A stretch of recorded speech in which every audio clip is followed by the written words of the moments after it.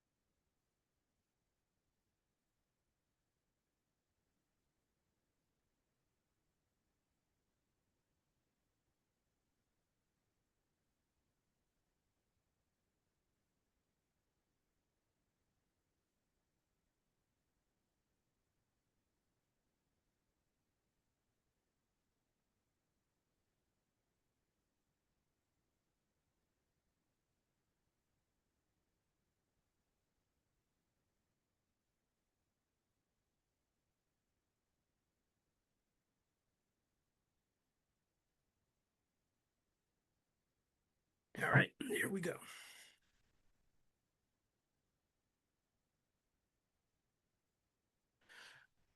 All right, good sir.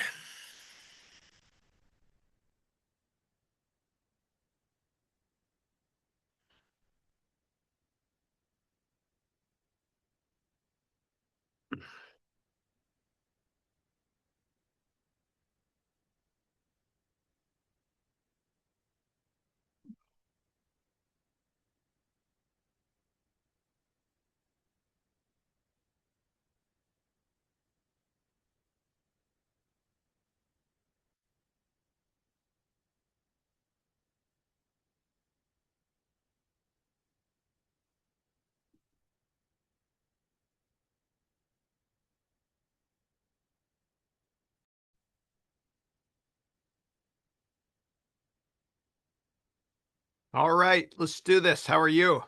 I'm good, and yourself? Very good, thank you. Let's not do the loom. All right. All right. Here we go. Do it. Well, Happy New Year's, everybody, and welcome to Autism Experience Podcast. It's not every day that we get to have somebody who's worked an illustrious financial career stop by the show and also share with us his life story and what he's been doing post financial services industry. But I got a treat for all you guys today, and I have. I have career and business coach and also founder of Haroun Ventures, Mr. Chris Haroun, who's from Canada. Thank you for coming by today. And I would like to say, just so everybody knows, little shameless plug. I'm going through one of Chris's mentorship programs, which is the executive MBA that he created personally himself. So we're going to go over a little bit of that today and kind of how he created this product for, many people after the years that he did. So, first things first, tell us where you are originally from. Yeah, well, first of all, Benjamin, thank you so much for having me on your podcast. I really appreciate it. So I was born in a place called London, Ontario, which is like an hour and a half south of Toronto. So I am Canadian by birth, although I live in the United States now. Ah, okay. So this is going to bring up a great question since I figured this out not from your LinkedIn profile, but I know from going through your program, you're a little older than me. So you are from Generation X, if I'm correct, right? The earlier years? Yeah, I'm a 53-year-old man child, a class of 72. Yeah. Ah, 1972. And when you say man child, just from taking your MBA, what I can say so far is there are a ton of nerd references. In fact, I'm going through, some of the Python right now as I'm finishing my data science certification. And one thing I will say is there are a lot of Star Wars references in this and a lot of nerd out references which make learning topics like Python very fun. Yeah, I love to keep it real. When I was younger, the teachers in the sixth grade and the eighth grade, they they thought I had a learning disability, and so they wanted to fail me.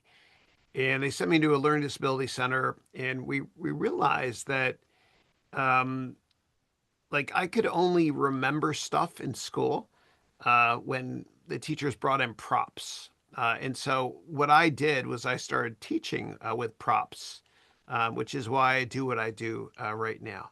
I love to teach with props. There's plenty of references to video games as well as to movies, etc. In my program. It's just much more fun to learn that way. And my motto is, and this in fact here is my license plate, which I should probably put back in my car, that says edutain. Um, Edutain. And you know what's really funny because you mentioned that. So yeah. since you mentioned it was thought that you had a learning disability, since I am only Mhm. 13 years your junior, I went through some of my own challenges that were much similar to that. And it's very funny because it's not that it was a visual learner, it's that I'm guessing Canada and the United States have one big major thing in common, which is outdated education models that are probably, if I'm mistaken, probably still stuck in the 1920s and the 1930s when we had factories. Yes. Yeah. Yeah. The problem with traditional education is they don't teach you the most important skills in life to make you successful. Like they don't teach you how to interview, how to network, how to get a job, how to use social media, how to manage your own money. They teach you how to manage other people's money. And just basic skills they don't teach you. It really is backwards looking from last century to your point. So here's a great question for you because we are dealing with most likely very similar parents. My dad and mom were both born in 1955 and 1956. So that makes them the great baby boomers generation. How old were your parents and were they from this generation right above? Yeah, they were baby boomers as well, born in the 1940s, full of optimism. So my mother was born in Vancouver, and my father was born in Egypt. And so my father immigrated from Egypt to Canada in 1967, and things were very different back then. 'Cause my father is darker skin, and so a lot of my mother's relatives didn't go to the wedding. And I remember asking my mom about it, and I said, "Mom, that's crazy. I can't believe that." And I was reading Barack Obama's book a couple of years ago, and he had mentioned. I told my mom, I said, "Mom, I can't believe in the 1960s, interracial marriage was against the law." And she said, "Honey, I know." And that was in Canada, correct? Yeah, they got married in Toronto, and it was a very different world back then.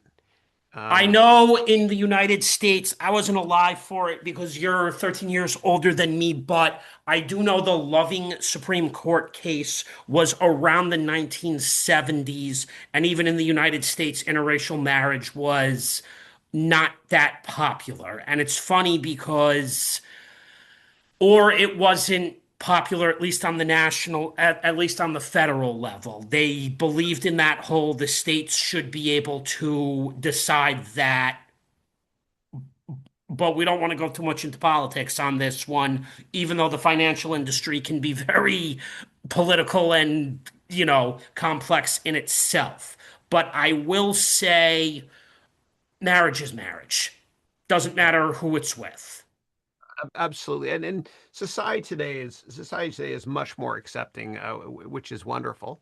But we still have a lot of issues, of course, we have to deal with. Yeah, Well, of course, we still have a lot of issues to go, but to a lot of issues that still have to be kind of sorted through in both countries. yeah, But like I said, unfortunately, with my country and the country you live in right now, that's better left for think tanks and, debates on television because, quite frankly, those people are, as you know, in the main media getting paid to do that type of stuff. And my podcast here is a great concept because what I'm eventually looking to do myself, which I'm learning from you, is creating work for myself.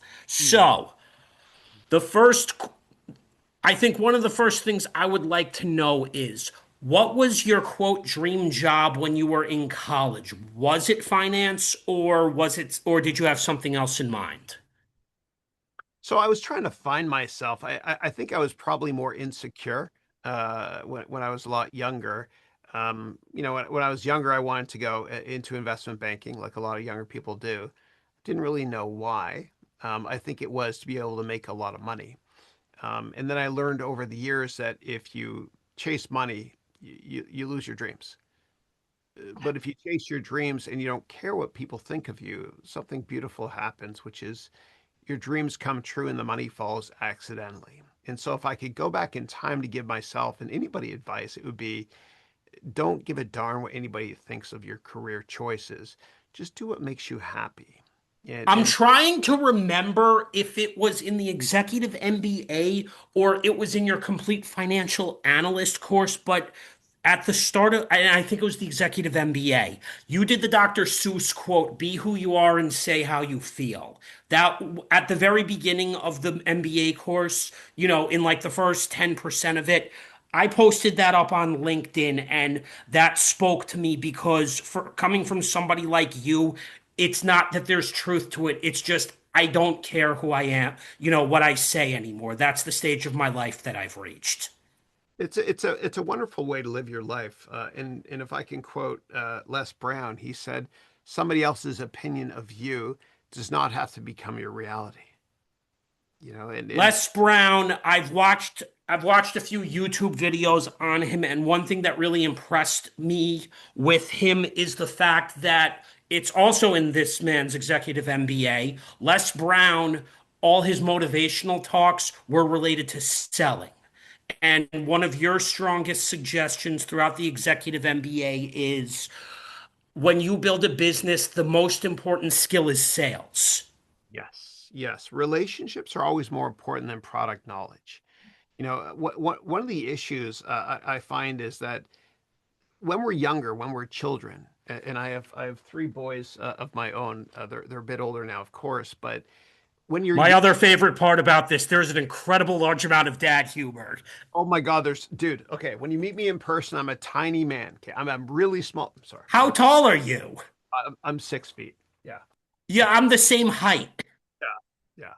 But when you're younger, you're relentless. You ask for everything. And then once you get to high school, you're kind of taught not to ask for things. Keep your head down, get good grades. And if you get good grades, your teachers are proud of you, your parents are proud of you, everything works. But the problem with that is this: when you join the corporate world, if you keep your head down and you think you're doing a good job, you're going to wake up one day and look around and notice that people around you are getting raises and promotions faster than you. And the reason is because you're not selling yourself to your management team, to your boss, etc. And So I think that's a very interesting point because that's something that I feel strongly about should have been taught that within the primary education realm. Before you touch onto personal finance, there's a bunch of things that should have probably been taught even to myself. The first most important thing was I think entrepreneurship should have been not necessarily pushed, but given as options before college, only because the model we were running on back in the 2000s was, according to a friend of mine who's a high school football coach, we had already had two generations previously who had all been business owners, business operators, and started up their own businesses. So by that point in the 1980s, the country went under the belief you could basically push the next two generations into basically careers. So in the 1980s, we had men and women like yourself in Gen X who were going through high school. The remainder went through the 1990s and then the first couple years of the millennials at the very end of the 1990s into the 2000s. Now, unfortunately, as we've gone from 2000, when you were working in New York at Goldman Sachs, to where you are now as an entrepreneur, what has unfortunately happened? Technology has evolved much more in your and my lifetime than it did for both our parents, cohort. yeah, yeah, absolutely. And we can do a lot more with a lot less now, leveraging AI and automation. But I think before AI, before ChatGPT was released several years ago, something drastically changed around 2020. And what happened in 2020 was you had a lot of younger people that were in high school, undergrad, etc. And they realized that, given the COVID crisis, I don't want to work for one company for the rest of my life. I don't know what a pension is anymore, people think. And also the concept of YOLO was created then, YOLO, which stands for you only lived. Live once. That was 2012 when everybody thought the world was going to end. Yeah, so I think that everybody now, younger people especially, who inspire me so much, they want to be their own bosses. You You're know, referring to your children's generation, which is Gen Z, right? yeah, I'm going yeah, to be honest about something. I know you worked with millennials, and we sort of got what I like to call as the unfair end of the stick, or the shaft, which wasn't completely our fault It's Yeah. that the boomers generation, most of whom, according to my mother, although I don't blame her, it's kind Mhm. of not a good look for their generation. Some of them have been able to afford to retire. Many of them lost money in the financial crisis, which I think we'll discuss a little bit about today from your working experience. And others, for whatever reason, don't foresee a retirement as they can't figure out what to do with their life in retirement and they like working. Do I Yeah. fault them for liking to work? No, but unfortunately, who's the first generation that there's still a very large chunk of us that won't be able to finance our first home? Yeah. Yeah. My generation. Yeah. It's I'm so sorry, but that was Siri who likes to turn on sometimes for some reason. Yeah, it's unfortunate. But I think that the sins of our parents, so to speak, and my generation is really hurting the current generation. Now, why do you bring Gen X into this? I'm just curious. What did they do from your perspective during your working years that would make you say that? 2008. So 2008, we had the financial crisis where we were within 24 hours of bank machines not working. And you mentioned the 1980s, Reaganomics, and I love Ronald Reagan growing up as a Canadian taking on big bad I have communism. one thing to say on Reagan. I saw his speeches because I was just born in 85. I will say he was a rather interesting human being Yeah. from a public policy perspective. Supply side economics was drawn up on a napkin, even though, believe it or not, did that economic policy make sense since we've been going with since every Republican since Reagan has literally been using that as their Bible for public policy. We've seen enough of it from when you were a kid to now to where I would say it doesn't work. It works if you're basically running a hedge fund or if you're in the top 1%, but look at the people all the way at the bottom. Well, the problem was in the 1980s, it was the decade of greed. And probably the crescendo of that was when the movie Wall Street came out in 1987. Great movie with Michael Douglas. But what that did, I saw the updated version, which also featured Shia LaBeouf. yeah, it was Wall Street Part Two. Money Never Sleeps wasn't as good. But the No, nothing is ever going to beat the first version. but what happened in the first version is Michael Douglas, who won Best Actor for it, he basically said greed is good, greed is right, greed works, and he was the first anti-hero to really come out in Hollywood. And as a result, what happened was he inspired a lot of younger people to want to go to Wall Street and to use other people's money in order to take on risk and moral hazard at the same time, which ultimately led to the 2008 crisis. So I believe it's kind of controversial, but it's interesting to talk about nonetheless that the 2008 crisis was caused in part by the greed of the 80s and also by Wall Street. Yeah, the Great of movie. the 19 and in 2008 something else started happening besides the global financial crisis. We started seeing more tech startups start to become popular. Were you still at Goldman in 2008 or had you just left for the hedge fund industry at that point? No, so I left Goldman Sachs in 2003 to work in the hedge fund industry. I was in New York, and then a big hedge fund called Citadel recruited me here to the West Coast. And then in Now, question, was Citadel in that time, was that Ken Griffin's hedge yeah, fund? yeah, Ken's firm. Did you Yeah, get to meet Ken Griffin? oh, yeah, a number of times. He's a great guy, incredibly smart as well. Yeah. I do agree he's incredibly smart. However, the one thing I will say about him right now that becomes rather controversial is the current mayor of New York City, whether I like him or not, is from my generation. And I'm not going to say whether I like the guy or not, but I will say this much that was promising with last year's mayoral race. For my generation, it's finally nice to have somebody who understands what your circumstances are going into an arena like public policy and government. Whether I think his policies are going to be effective or not are a different story. Since you worked at Citadel, you know Ken Griffin and a lot of the businesses that live in New York City still have a different view of, the policymakers at the top of New York City's government. Well, I would say, well, Citadel's different because Citadel's headquarters were in Illinois, Chicago. and they moved to Miami. So not really anything to do with New York. I will say that when it comes to Mamdani, I am not a fan. I know that it's a little bit dicey to talk about politics here, but I loathe socialism and communism. Uh, So this is where I am on that. yeah, For my own audience and you, yeah, I'm I'm 50-50 with him. I like that he's at least speaking to people who are my age and younger. As far as do I actually think his policies will be effective on his core policies? No, because there's a lot of backlash in New York City, and I'm connected to somebody on Instagram and LinkedIn who owns several multifamily properties in New York City. He doesn't even think this guy is that great for his business, and a lot of the landlords don't like the mayor either. So I unfortunately like what he proposed. Do I actually think it'll work in practice? No. I think he's already meeting a lot of backlash with this, and he's yeah, getting criticized by all the top broadcasting radio stations. yeah, yeah. Rightly so, in my humble opinion. Yeah. And that's perfectly fine because I think we have found out during this executive MBA program that there's a lot we actually sadly agree on. And in fact, I've probably leaned more to where you are now on that whole political spectrum than I have in the past.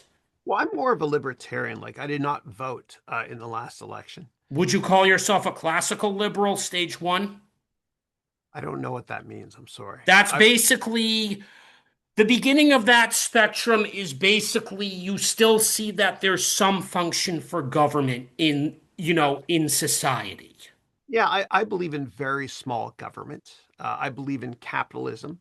But I do believe, being a Canadian, I believe in universal health care. I believe in that. I believe in unemployment insurance. But I do believe when it comes to corporations in survival of the fittest. I do. And that's completely fair because that's kind of exactly where I lean before. It Am I a fan of capitalism? I think capitalism is and innovation are necessary in most industries, but there are industries where I don't think you can literally put capitalism into. Government is one of those. Yeah, Government, in my view, government still needs to defend civil liberties and be there for the people who with programs who need the help the most. yeah, yeah, yeah. I don't think that government should be run like a business should. There it's No, government and business should not be run the same. All right, so you moved to San Francisco with Citadel and then you saw the financial crisis. How did that change your view on business and what to do with your own life? yeah, it's still always been a capitalist, always will be. But I will say that for me, I got my green card in '07. It took me a long time to get it, and I'm fully transparent. And the reason it took me a long time is when I worked at Goldman Sachs in 2000, they were so good to me. They hired lawyers to help me get my green card, and everybody on the trading floor got their green card in '01 except for me because I have an Arabic last name. So it took me a lot longer. Um, you know, Since immigration is a very hard topic nowadays, especially in this country, that's good that you got it long ago because today it's not that much easier for people coming into the United States. it's so interesting to see if I would have gotten it now. I think I would have. But what I will say is that it took longer because I was on some list because my last name for some crazy reason. But what happened was this. I finally got it many years later in 2007. And it took a while. And when I met with immigration services, government services, they did a deep dive into my background. And I do have to say that at first I was like, this isn't fair, is this profiling, whatnot. But I will say that we have not had a repeat 9/11 since then. And so No, uh, we haven't. I give credit to the Bush administration, the Obama administration, the Biden administration, and the Trump administration on keeping the country safe. It did bother me. It took a little bit longer, but I am living the American dream. I'm proud And of my. that's understandable. And I still think the American dream is important in some aspects. It's just for the generation the first generation to be able to have the most challenges to buy housing, that starts with us. Your children's generation is basically the oldest are seemingly like, I give up on this. We don't know if we're going to be able to actually purchase a house, even though they're trying to introduce a 50-year mortgage. Yeah, yeah, and I don't think that my viewpoint is kind of extreme on this. I don't think that big corporations should be allowed to invest in residential housing.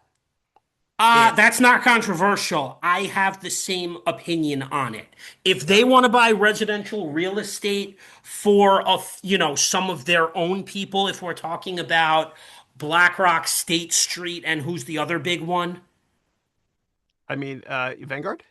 Vanguard, yes. If we're talking they want to have, a couple properties here and there, that's one thing. But when we're talking about buying up all the single family homes, which are really meant for human beings, then no, they should not be allowed to do that. Yeah, and it's interesting because if you're way too right wing, then corporations get involved to buy up a lot of the real estate, which makes it too expensive for the average person. But on the other hand, Canada, they're a little bit too left wing. In some sense, way too left wing in some cases. I blame the Trudeau administration, probably the worst prime minister in the history of Canada, for letting in too many people. And I love immigration. I'm a product of immigration, but they let in too many people into Canada in a short amount of time to the extent that it drove up the price of housing. So in Canada, which is much more left wing than the United States, what you have is the price of housing per person is much, much higher than it is in the United States. So it seems to me since I finished the real estate module and I saw this and I am going to actually be starting your workbook on that, a little at a time to, as you say in your videos, do these activities and always do your due diligence and research with this. It sounds like you own some property in Canada, correct? I do. I own a couple of houses in southern Ontario, actually. Yeah. And I They're caught yesterday when you were talking to one of our fellow students on the Zoom about something about I caught part of the conversation in terms of credit. What's the difference between credit in Canada and credit over here? it's quite similar. We have commensurate credit score policies. Yeah, yeah. But the difference So in you have three agencies similar to Experian, TransUnion, and Equifax, which measure people's credit. it is quite similar, yeah, to the extent that if there's anybody listening right now that wants to improve their credit rating, whether they're in Canada or United States, what you have to do is obviously pay your bills on time and also call the credit card company every month or two and say, please increase the maximum amount I can put on my credit card. I'm actually going to do that because unfortunately, I just came out of a period where I was unemployed and now I have weekly money coming in through, let's just say, a little bit of a side gig that's also going to keep me to going to pay the end of this program and then maybe potentially upgrade the program. But these are things that I've caught on that are smart to do, especially in the complete personal finance section where you had different ideas like buying up sleeves of cups at Starbucks and, selling those on eBay. Like you actually literally have some very creative ideas that could be implemented in the right situation. And it's funny because when I was a kid, you're from the eBay era. Hmm. Hmm. Because Yeah. eBay, if I remember, went into a strategic deal with PayPal. Yeah. So I remember I was a kid working at Goldman Sachs on the trading floor in 1998, and it was the first IPO I ever saw. It was incredible.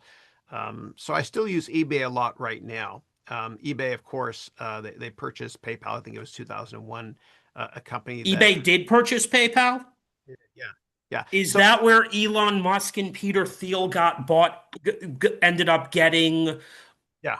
they sold their stakes and then cashed out, if I'm correct? Yeah. So at one point, PayPal, the co-CEO was Peter Thiel and Elon Musk. And then what They did happened? a merger, if I remember reading up correctly. Yeah. Yeah. Yeah. And then what happened was Elon was pushed out. And he was very unemotional at the time, which you have to be in business, to the extent that what he did was he actually invested more in PayPal. And I can talk about why he got pushed out if you want. It's kind of a technical issue. But eBay bought them. It was awful acquisition. And then eventually what happened was Carl Icahn, who bought a stake in eBay and forced the companies to separate, which unlocks shareholder value, which is one of the case studies in the program. Yeah. Yeah, I think I don't know if I got there just yet, but I remember the name Icon because in New York, Yeah. NYU Langone, I think, if I'm correct, or there's an Icon School of Business Mm. or an Icon School of Medicine. I'm not sure which hospital system that's with because it's funny, in my own area, I came out of the healthcare industry as of last year and I ended up with a structured layoff where I was working. I do know that within healthcare, a lot of these hedge fund guys donate money to certain hospitals and then they get X, Y, and Z named after them. Yeah. Yeah. A lot of people do that. Yeah. Even And David. one of your favorite references within the executive MBA itself is you always refer to Warren Buffett as like one of your favorite people. You're always quoting him, and Yeah. I can see why just because I've always liked his character myself. Yeah, yeah, he's a long-term investor. So when he invested in Coca-Cola back around 1990, he told himself, like he does with all investments, that he's assuming the market's gonna be closed for 10 years, so he can't sell the stock. So But the because it's a beverage, Coca-Cola, we can both be honest about something. He's yeah, always going to get paid for with that because the product is always going to sell here in America. yeah, yeah, great management team too, and I think less than 30% of revenue now comes from Coca-Cola product itself. Yeah, yeah. So, interesting question.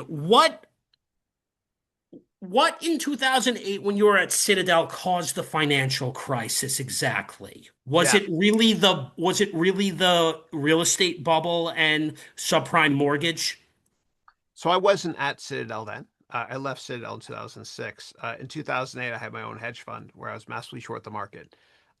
In October, I remember that market was down like 30%. We were up a couple percent, but it was depressing.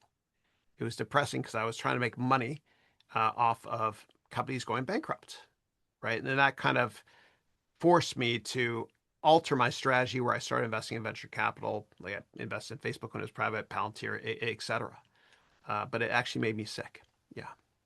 Well, I don't know how you feel about Palantir today because Palantir and Facebook have completely changed today. And I would say a lot looking at, founder Mark Zuckerberg, and I'm Mhm. not going to criticize him at all. I would say the direction that they took Facebook Mhm. hasn't really done a lot for them. Yeah, yeah, it's interesting because what I'm doing right now, I'm actually very close to this. I'm doing a review on The Social Network, the movie.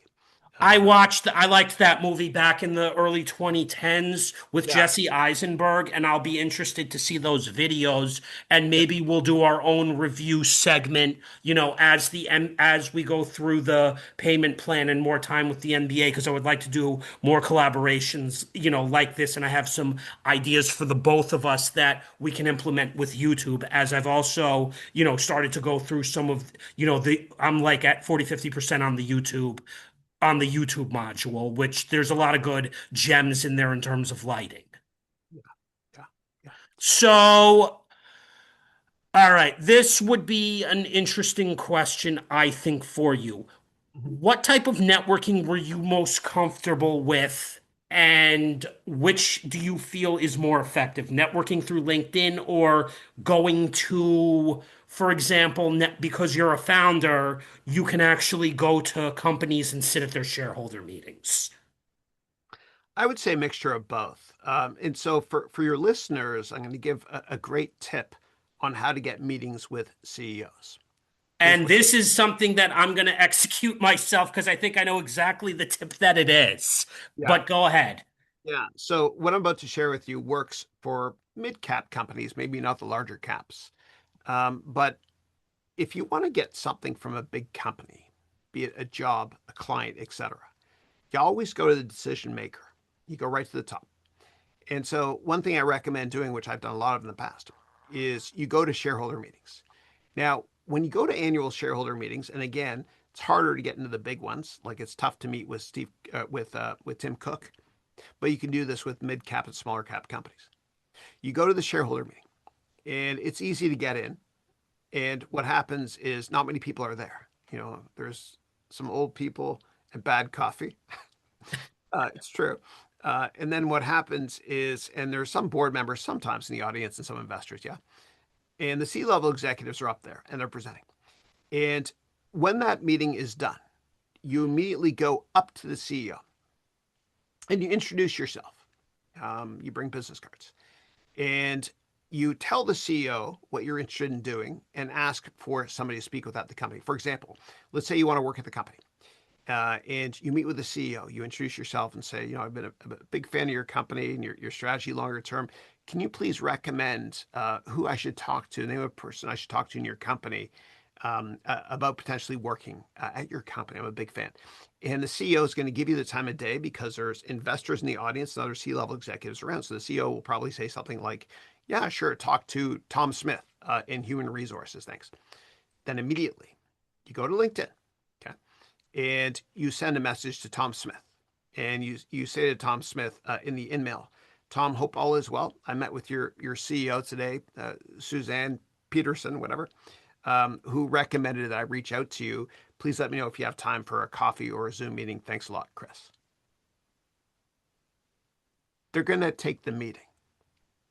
And you can do that as well if you're trying to sell a product. You approach the CEO in one of these shareholder meetings and say, I have a product or a service I think can, help to grow your revenue or cut expenses. Who should I talk to in the company? It's the same thing, rinse, lather, repeat. Yeah. So I would say, So when you talk about products, at the start of after you started running after you started your own hedge fund, and then eventually I think you mentioned you sold your hedge fund to get no, did you sell your hedge fund? so I morphed it into a venture capital firm. Yeah. Oh, you merged into a venture capital firm. Okay. That's when I believe about the time you started doing online instructing at a wonderful company, which unfortunately recently merged with Coursera called Udemy. So the Yeah. first question I'm going to ask you is for my audience, how did you decide that you wanted to do online education and start with Udemy? And how do you feel about the Coursera merger? And will there be changes to the Udemy model? Yeah, these are great questions. Some of which I can answer, some of which I can't because I did sign an NDA with Udemy as I'm an advisor to the CEO, et cetera. Yeah. But I'll talk about my origin story. So over a decade ago, when I worked in venture capital, I introduced Tony Robbins to one of my portfolio companies, and he's wonderful. He's the real deal, and he convinced me to teach. This is And Tony Robbins, the motivational speaker, correct? yeah, yeah. And I shook his hand, which wrapped around mine like 8 times. Big The guy. guy is friggin' tall. He's a big guy, but he's a real deal. I love that guy. He changed my life. Yeah. And so, I came up with a thesis over the years that business schools suck and traditional education sucks because they don't teach you the most important skills in life. And he I convinced have a controversial opinion on business school, her. and I think this will be something you might agree with. I don't think the degree itself is the problem, it's the way it's used. We're paying for knowledge, but do you have to pay up to $50,000 just to access that school's network and then be told you need a job with, the MBA because the MBA will get you paid. It's like corporate America is basically wanting to pay someone a higher salary because they went through a credential. That's what I think your issue or my issue or most people's issue with education is nowadays, where it's being used as a weed out tool. Well, yeah, it's not fair because I mean it can cost you $100,000 plus you're out of the workforce for 2 years, and you're taught theoretical crap like supply and demand graph stuff you're not gonna use in the real world. And the problem with traditional MBA degree programs in university in general is legacies. It's not fair that you get into Harvard because mom and dad went there, or it's even worse in England. You get into Cambridge or Oxford because your parents went there, or who you are. And what makes it even worse with MBA schools, traditional accredited ones, which I don't agree with, is that you need to have an undergraduate degree in order to get in. So you're basically telling many people that were not born with silver spoons in their mouths that you cannot get a business education. And to add insult to injury, they don't teach you anything relevant that's going to help you in the real world. Well, that's the other thing because honestly, One of my four co-founders for my own media ventures, media company, which I'm doing right now, and we have this discussion every day. And we did a recent recording on a series called business cringe, similar to Joshua Fluke's corporate cringe. But basically, I was saying to him in that recording back in December, my problem isn't so much education, it's I've learned better in the real world. Whatever I'm going to learn, it's because, I did X, Y, and Z and I failed in it. I'd rather learn, other strategies to be able to utilize that, not somebody who's a accredited college professor teach me a bunch of theory that I can't necessarily use, where somebody like you teaches actual strategies from personal experience. Because you've done everything that people like me want to be able to do. You've built up a YouTube channel. You've done it probably was a lot of work and you can explain on being a Udemy teacher and selling courses. Mhm. Yeah, yeah, yeah. So it was all accidental for me. So what I did, can I share my screen? Is that okay? Sure. So, oh, I have to send a request first. You have to approve. Oh, hold on. I have to allow you. Yeah, take your time. And while All you right, do, go. great.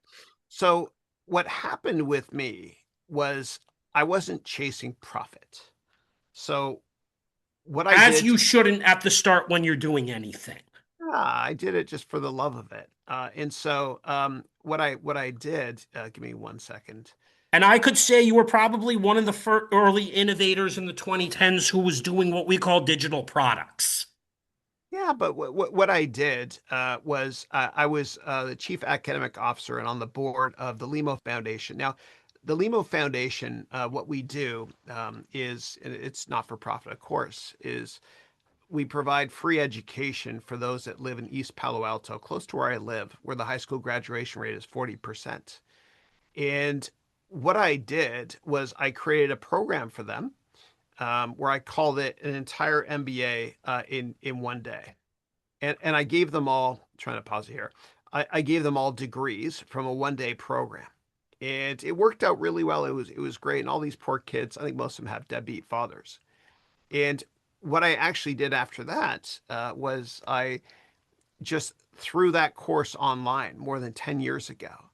And I called it, and I recorded it in 1 day. I called it an entire MBA in one course. And I put it up on Udemy. I didn't know anything about Udemy, but I just threw it up on Udemy, and it sold 500,000 copies, and I've got 80 courses or something. And it really provides affordable education for anybody that wants education that doesn't have a degree. But I didn't do it for the money. And again, I really do believe that if you chase money, you lose your money and your dreams.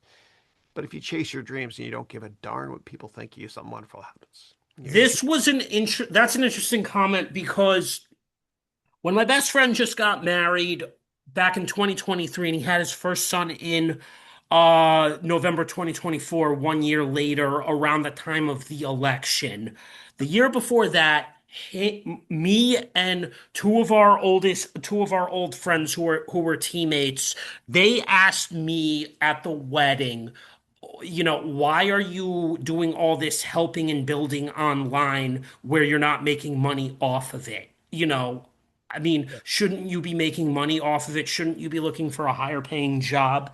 And I thought to myself, so you're all criticizing me over the fact that you probably don't understand that I don't have the same level of access to opportunities like you guys did, coming from a very affluently rich area in northern Westchester, New York. If you believe that I have the same opportunities as you, then the reality is going to hurt you much more when you see that I don't, or that you realize one day when your own kids get to, are getting to this stage.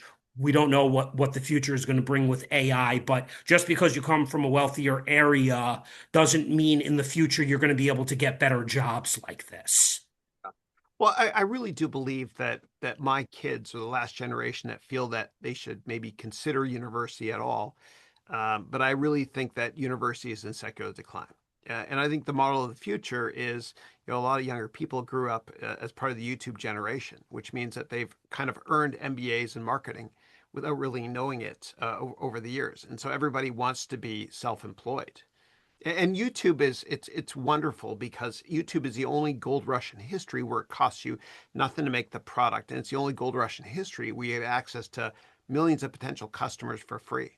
But I think that if anybody listening to this podcast wants to start a YouTube channel, please start immediately. Because Well, even I've done that, and I've, I'm taking a lot of what you're talking about and slowly implementing it. In fact, the first thing is having this collaboration with you, which will eventually lead to something with YouTube, where I'll be able to fully produce more of my own, short clips, business reviews, and stuff like that. I actually agree with you on YouTube. yeah, YouTube, which was really pioneered by your generation along with Google, was really setting up for my generation to be the beneficiary of it. Podcasting wasn't even a popular thing back in the 2000s or the 2000 or the early 2010s. You literally had to have access to money and a good network just to be able to go into broadcasting. And broadcasting is still around today, but it's still not that easy to get started. But now with technology as it is, where I have my own Zoom account, look at what I'm able to do. oh, it's unbelievable. And I urge all of your listeners to please start their YouTube channel as soon as possible because I think in a couple of years, when AGI, meaning artificial general intelligence, becomes prevalent, it's going to be harder for all of us to compete against pretend people, meaning Well, AI. you were the early adopter. People my age and a little younger in the millennial generation, kind of catapulted off of that, and we're just like, we can start our own YouTube channels. As Gary V, who we both follow, Gary Vaynerchuk says, and everybody thought Gary Vaynerchuk was crazy. I don't think the guy was crazy. I think he was, like you, ahead of his time to be able to see this as, a possibility for everyone. Content, data, this stuff is gold. Yeah. And I'm Yeah, not Gary, just saying this because it's going to come off as a soundbite or a cool, yeah. or what's the word I'm looking for, a really cool insight. They were onto something. Yeah, Gary V is brilliant. And one thing I learned from Gary, he's great, is that you can work smarter and not harder by repurposing content. So, for example, with this podcast, you can take little snippets, make YouTube shorts, Instagram reels, etc. Well, now there's more programs for that. Like you have CapCut, you have DaVinci Resolve, you have a lot more AI tools, even Adobe Premiere, which was a classic for you when you started doing all this, and it's still around today. The only controversially annoying thing with Adobe is what they got in trouble for 2 years ago was their subscription model, where, it's locked once you put a card in there, unless you change the card. Yeah, yeah, yeah.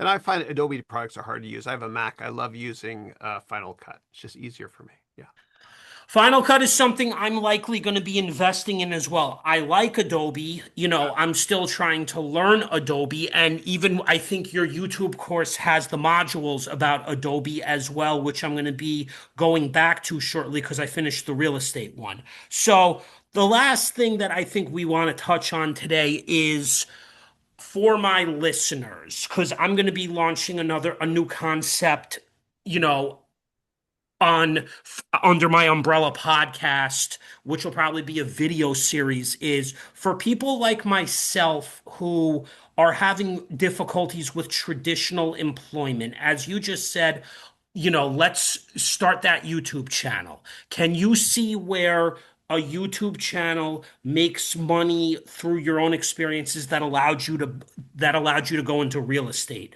Even though I know you got real estate probably mostly acquisitions because you were in the financial sector. so the way I view social media, whether it's my LinkedIn channel, my Instagram channel, or YouTube channel, et cetera, TikTok, et cetera, is not a way for me to make money from sponsorships, which I don't take, But it's or a lead generation tool, correct? upsell. Yeah. So everything you do, like every article you write on LinkedIn, every piece of content you make, you have to have a CTA, meaning a call to action, something along the lines of click here to book a call with me. And then you upsell to something. These are things that we're going to probably be working on together for me because that's where I think my friends had an issue with this when they were seeing posts. They're like, what the hell are you doing? I'm like, if I tried to explain to you lead generation, you would basically just look at it as a dead thing, but you have to be able to get good with posting. You could ask me, you guys could ask me what I'm doing, and I'd be happy to teach you, but it's like I get criticism, not, what they could give me in terms of advice from their own working careers that I could implement using social media. And it's Yeah. really funny because the biggest piece of criticism I got a year later from the one who got married, and I'm not saying he's wrong, is he said the cell phone is a prison to me. I'm like, if you're upset in my mind, I'm like, if you're upset because I don't talk to you the way I used to anymore or take your jokes seriously, then maybe what you should take from this is I've grown up. Yeah. Well, I think so. My wife works in marketing. She's worked in marketing for decades, and she explained to me the difference between marketing and sales is that marketing is like dating. You don't get married right away. You date somebody for a while. So you might see 20 Toyota commercials before you buy a Toyota car. And the reason I bring this up is because when you create your own content, it's marketing. It's like you're dating the customer. You're adding value, Digital 20, marketing. 50 videos, whatever it is, and eventually you upsell something. Yeah. But the key is that you have to add value. You have to give before you can receive, always. That's the biggest takeaway that we, my audience, me and you will learn today is value. Value, although I will say is one of the most annoying buzzwords, which has a lot of different meanings to it. But I know the value you're talking about is you have an offering and you want to make it worth the person's, purchase price. So when I had one of your people who's no longer with your company sell you to me, I liked how he did it. And this is how you make a sale because being able to do this with you today is worth the investment. Not just because, we are both very similar and that's the service that you offer that you're there with, but it's gems like this are why I took the risk to invest in myself. Yeah. Yeah. Yeah. And also when one teaches to learn. And if you ever want to learn something, just teach it. And that's what I've built a career out of.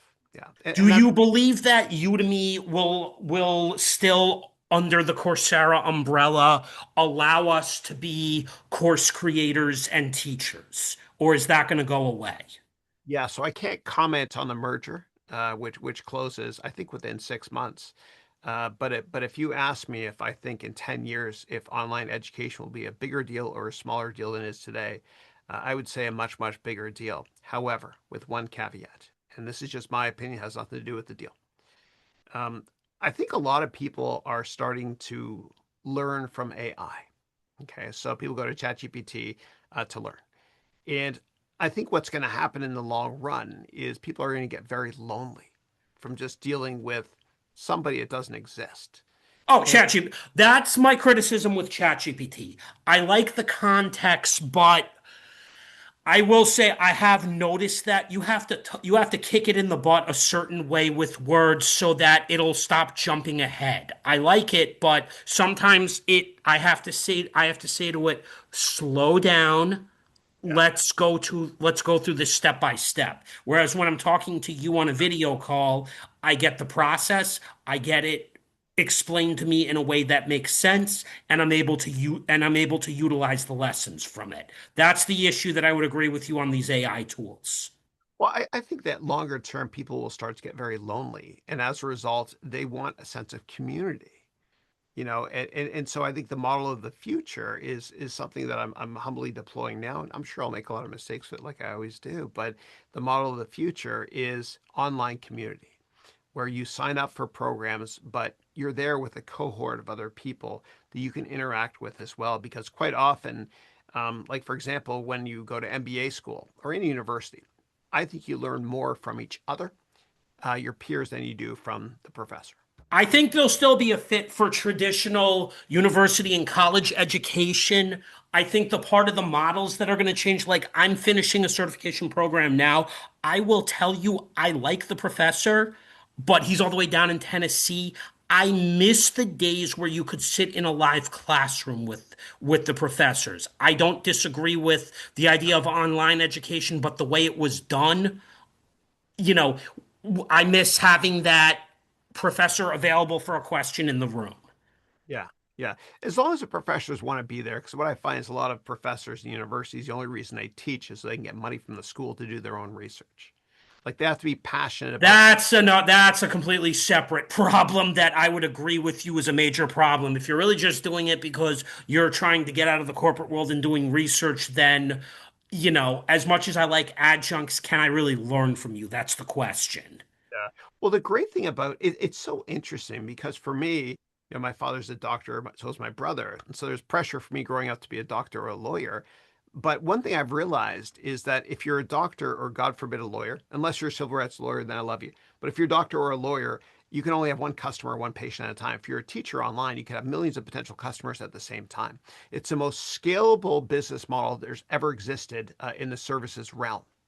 And because of great online forums like YouTube, Udemy, Coursera, whatever they are, it opens up opportunities for anybody who wants to teach to be able to have a great side hustle. Yeah. Right.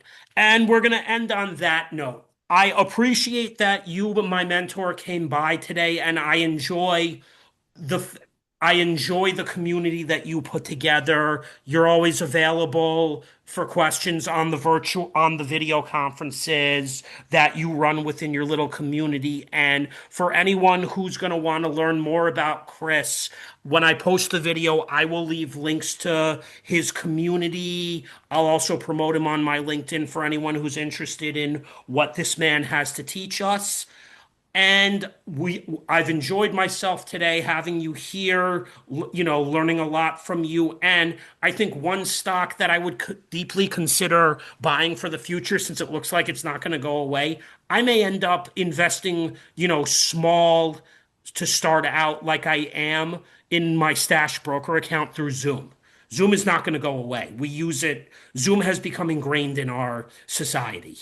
Yeah. Yeah. And one thing I thank you so much for having me. But one thing I always mention when it comes to investing is the longer the view, the wiser the intention. I always ask myself this question before investing in a stock. In 5 years, will this company and the sector it's in be more relevant or less relevant than it is today? Yeah. That's how I feel about energy stocks, especially tech as I'm learning through the whole thing. But something like Zoom, I don't think this is going to go away. Mm. Yeah. Yeah.